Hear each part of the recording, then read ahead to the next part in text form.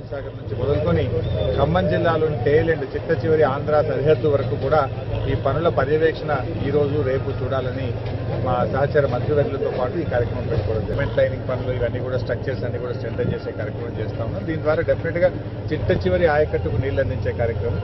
అట్లు గతంలో ప్రభుత్వం మెయింటైన్ చేసేది ఐడీసీ ద్వారా ఉండేది. ఇప్పుడు ఐడీసీ నుంచి ఎన్ఎస్పీకి తీసుకొని ఎన్ఎస్పీ ద్వారా ఈ వరల్డ్ బ్యాంక్ నిధులతో వీటిని మరమ్మతు చేస్తా ఉన్నాం. కొన్ని సంఘాలకు ఇవ్వాలా, దాని మెయింటెనెన్స్ ఎట్లా చేస్తే బాగుంటుంది. ఎందుకంటే చాలా లిఫ్ట్లు కూడా చిన్న మైనర్ రిపేర్స్ ఉన్నప్పుడు వాటిని చేయగలిగితే తొందరగా అయ్యే అవకాశం ఉంది. చాలా సందర్భాల్లో ఆ మైనర్ రిపేర్స్ ఉన్నప్పుడు అటెండ్ చేయకపోవడం, పట్టించుకోకపోవడం, అది పెద్ద సమస్యగా మారిపోయి మళ్ళీ దాన్ని మరమ్మతు చేయడానికి చాలా సమయం కూడా తీసుకున్నటువంటి పరిస్థితి, పెద్ద ఎత్తున డబ్బు కూడా వృధా అవుతున్నటువంటి పరిస్థితి ఉంది.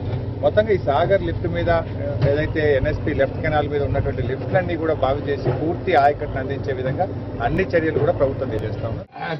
మంత్రి పేరేంది అంటే వాడు ఆడదమ్మ